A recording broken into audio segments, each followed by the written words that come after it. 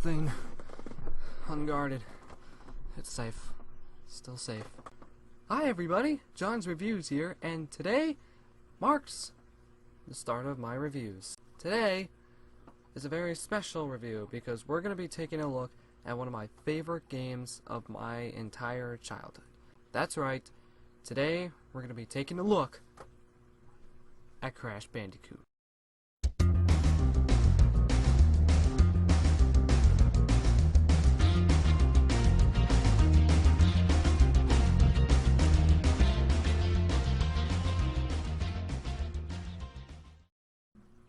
Now, if you remember my gaming channel, JuniorNitro 24, I did a Let's Play series of every Crash Bandicoot game on the PS1.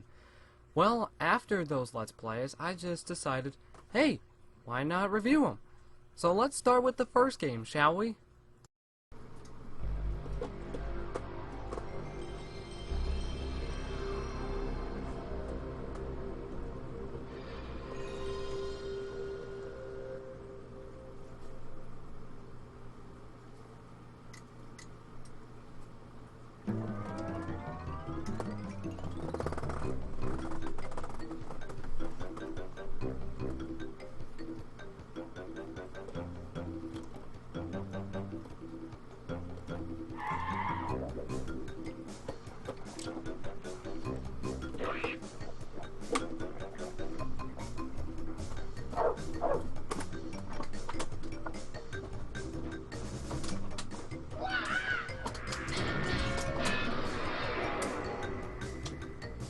Oh yeah!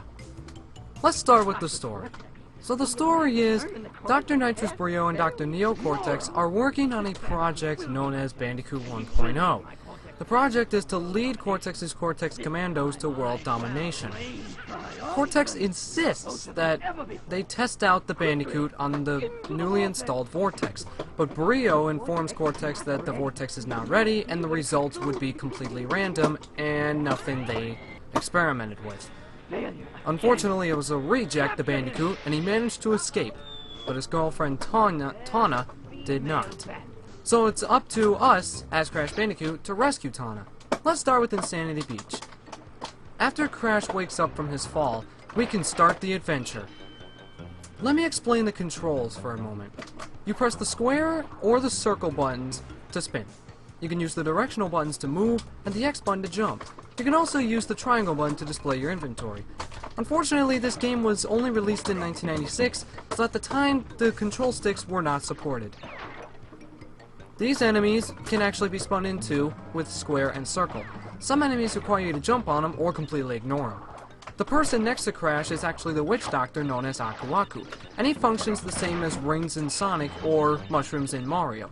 If you get hit with him, he protects you. If you get hit without him, Crash dies, causing you to restart from your previous checkpoint.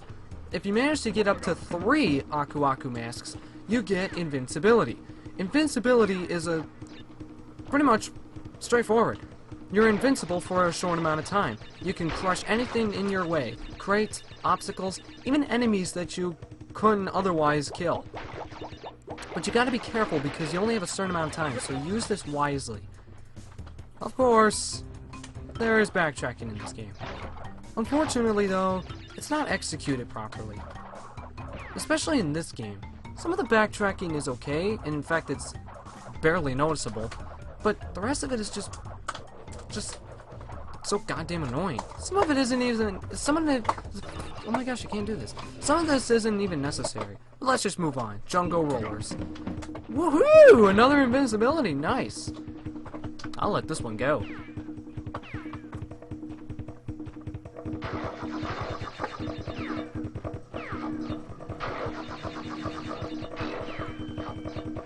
Oh yeah, I forgot to mention, the Tawna heads actually give you a bonus round. When you collect 3, you get summoned to a Tawna bonus round. There are Tawna faces, Brio faces, and Cortex faces. The Cortex faces only show up in 2 levels. The 2 levels that have the keys. If you get all 3 Cortex faces, you access the Cortex bonus round, in which you have to get to the end in order to get the key to a secret level. There are only 2 in this game. The Brio faces take you to a bonus round with Brio. where you dodge a whole bunch of TNTs. The third one is the Tana bonus rounds, which is your typical everyday bonus round in any game, really. You collect 3 of these, and it takes you to a sweet and peaceful bonus round. These bonus rounds get tougher and tougher each time you collect one, and let me say this, they are required in order to save. That and beating the level completely in only 1 life is also required to save the game. This is why I recommend you emulating this game, so that way you don't have to worry about falling into this kind of trouble. Because the save mechanic is really screwy in this game, and I mentioned that in my LP. And god damn it, I hit that prawn plant. Anyways, let's move on to the next level. Wait, what? I missed 3 boxes. That's weird. Yeah, some of the levels require you to get the gems in order to complete the levels. Let's move on to the Great Gate. Bounce, and bounce, and bounce all the time. More bounce, and more bounceroo. And then platforming, and then spinning into turtles. And then spinning into piranha plants. And then spinning into a crate, and then trying to avoid an iron crate while bouncing on another iron crate. And then spinning into a monkey. More turtles, more piranha plants, more crates. And a 1-up. And some Wampa food. Really, I don't know what else to say about this level. These tiki platforms you have to spin in order to, you know, get on them. And more bounceroo, checkpoint, more turtles, more monkeys, a turtle with an Aku Aku crate over his head, so let's hop onto him and then hit the Aku Aku crate, get another invincibility, wipe out everything in sight, watch out for these spike things because they will cause momentum loss. Get another Tana face. These guys will also cause momentum loss if you don't have invincibility. 1-up crate, and bull crap. Yeah, Crash's controls are really finicky in this game. I mean, it is only the first game, but still. Crash's controls are kind of bad, really. I mean, they're okay for the moment, but right there you saw my momentum just kind of screwed me over right there. And hitting this crate right here was not much of fun either. So, sometimes hitting the crates can be a chore, especially when you're losing momentum every time you do something. So just be careful. Then there are these flame torches. They light up a little bit, and then they light up a lot. You can bounce on them, but you have to be careful because, you know, they're flames. You don't want to burn yourself, because then you die. Anyways, next bonus round with Wampa crates and TNTs galore. And a spring crate. And an exclamation crate that we need in order to progress. Get the 1-up. Get these crates right here. Move on. Do some platforming. Grab our 1-ups. Say hi to Tana. And then get the hell out of this bonus stage. Again, unless you're emulating, saving's gonna be a problem. Anyways, we beat the level. Wait, we beat the level? That fast? Bonus level was close to the bonus? Or to the end? That's weird. Anyways, let's move on to boulders. You know, there's a reason why I don't like this game. Actually, there's a few. One of them is that there are 2 boulder levels in this game. There's this one, which is called Boulders, and then another level called Boulder Dash, which I didn't show off in this review. And, okay, I'm gonna be honest with you guys. They're pretty bad. Alright, I'm not a big fan of these, and I don't think anybody else will be either. I don't like these boulder levels. I think I speak for everybody who plays Crash Bandicoot. You literally have to hold down all the time while you're running away from the boulder, while at the same time getting crates and avoiding obstacles. If you're a first-time player, and I'm going to say this for every first-timer, you're not going to beat this level on your first try. Trust me, you will not. It didn't take me 1 try my first time, and it still doesn't take me 1 try to beat the game, or to beat this level. You literally have to hold down the entire time, and even then, the boulder still catches up to you, but the platforming helps a little bit. And I say a little bit because the boulder still gets you. Let's just move on to the next level. Seriously? 1 box? Upstream. Now, this is when the game starts to take your platforming skills to a bit of a test. Upstream is one of those levels where they developed this level with the idea of patience in mind. As long as you knew what you were doing, and as long as you didn't lose your momentum, like what I did just there, you should be able to beat this level without a problem. That's one of the problems, actually, with this game. And that's one of the other reasons why I hate it. Goddamn momentum.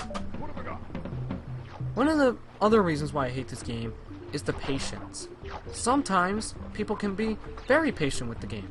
Other times, they just want to beat it as quickly as possible, and they rush throughout the entire damn thing, causing, oh, I don't know, maybe 10 to 15 lives? It's probably easier to take your time in this game, especially when it comes to levels that have the idea of patience in mind. Anyways, these green piranha plants only close their mouths when you touch them, so be sure to get away. And don't let the lily pads screw you over like I just did right there. So, once you hit a 1-up crate, when you die, it turns into a question mark crate, which means you can't get another 1-up again unless you collect 100 Whopper fruit, which is the same as collecting 100 rings for Sonic or 100 coins for Mario. The blue piranha plants, on the other hand, and you'll see them later, right here, they actually close their mouth after a few seconds, and you have little to no time to react, actually. I take that back, you got plenty of time, actually, as long as you know what you're doing. You collect 3 Tawna heads, and then we move on to the next bonus round. This one is a little tougher.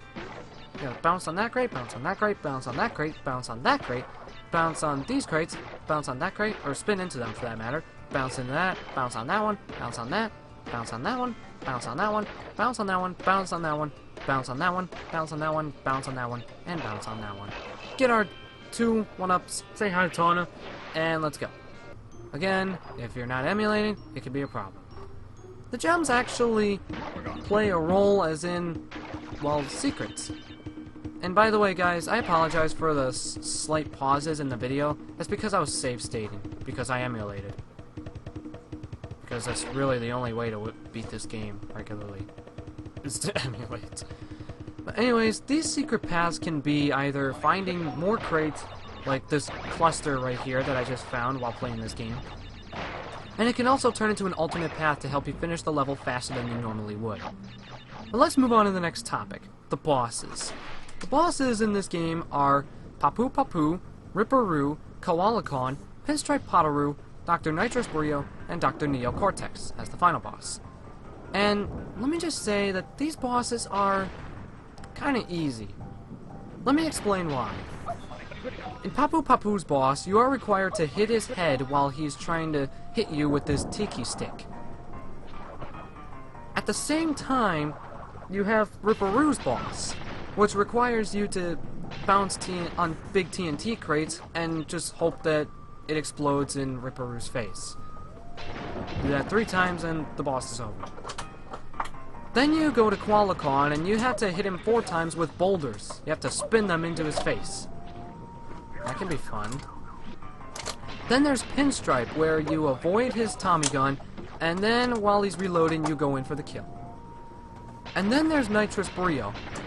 He'll launch green potions at you, and then purple potions. Once he gets down to 3 bars, he'll drink some of his purple potion, and then he turns into the Incredible Hulk. Then you just hop on a platform, and then jump onto his face. 3 times in a row. It's that easy. Anyways, let's move on to the last level, the lab. Sorry I skipped through a bunch of this, but you'll thank me later. So anyways, the lab is... exactly. See, the lab is not that fun, really. It's not a challenge because it doesn't really take your platforming skills to the limit. I mean, sure, it might at first, and sure, you might make a few mistakes here and there, like I just did. But, all in all, it's your typical level, really. There's no challenge.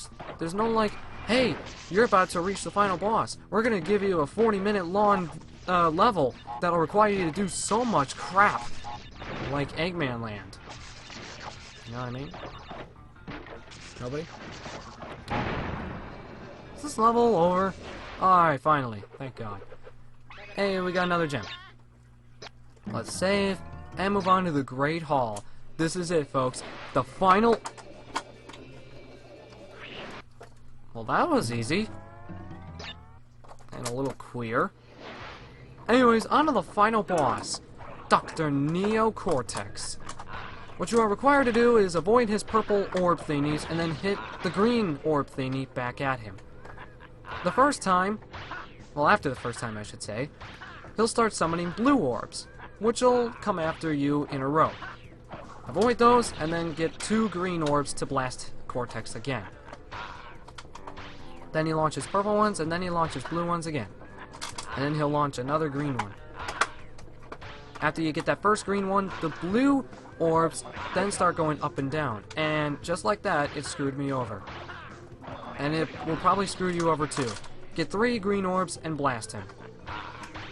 The second bar he comes down to, he just spams his laser. And you have to hit 2 green orbs in order to stop him from spamming. So make sure that you're in the same spot you were after that last purple orb.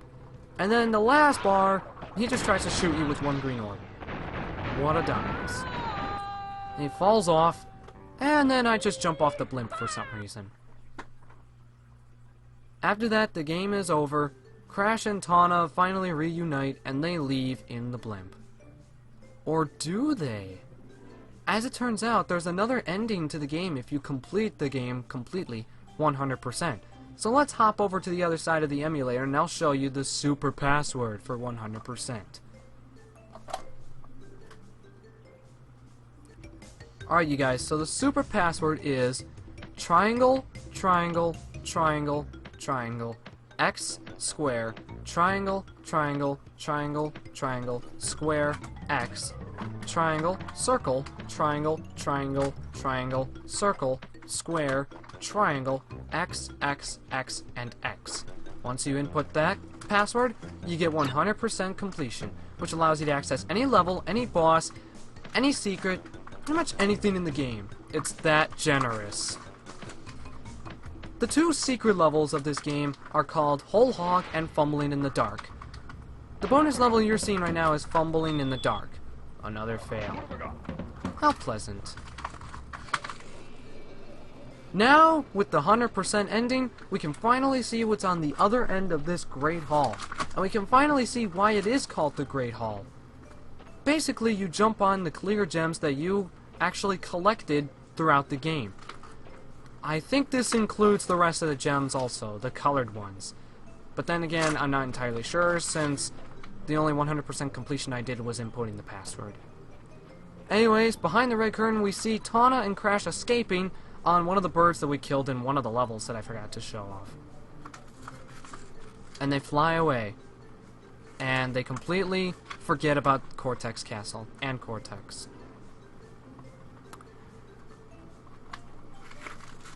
How quaint. The alternate ending actually gives you events that bosses actually went through after being defeated by Crash Bandicoot.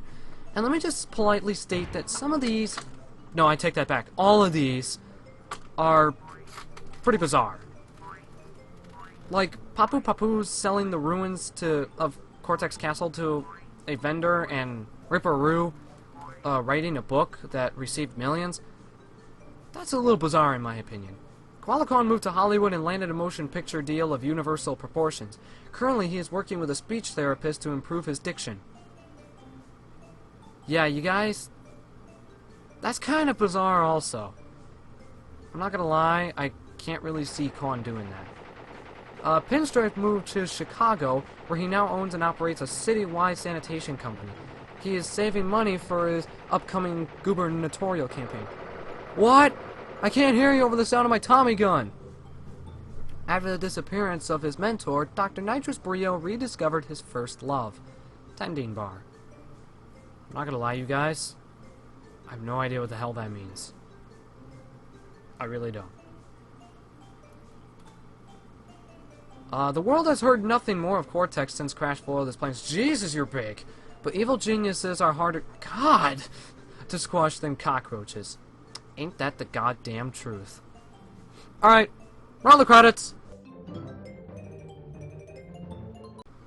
So what is my personal opinion about this game? It's okay. I mean, it's a definite, good start to the series. But there are a few problems with the controls of the game.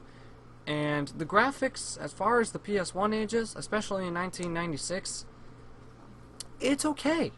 It's not good, but it's not bad. It's okay. And that's something that people need to get about this game. Is that no matter how many flaws it has, as long as it's Crash Bandicoot, it's okay.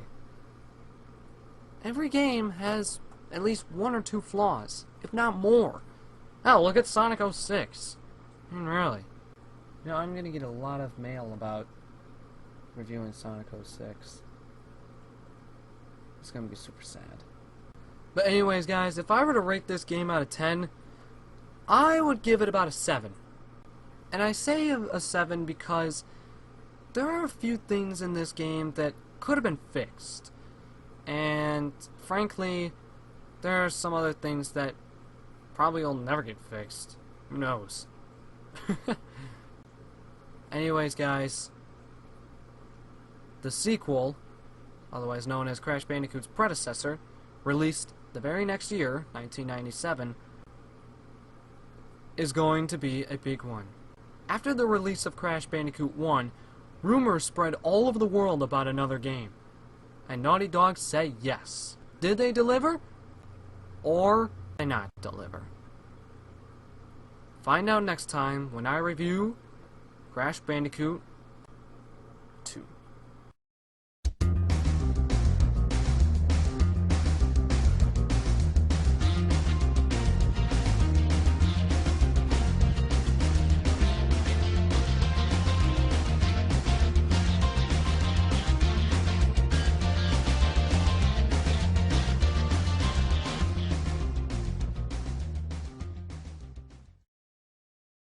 I'm so freaking high on lives right now. It's not even funny.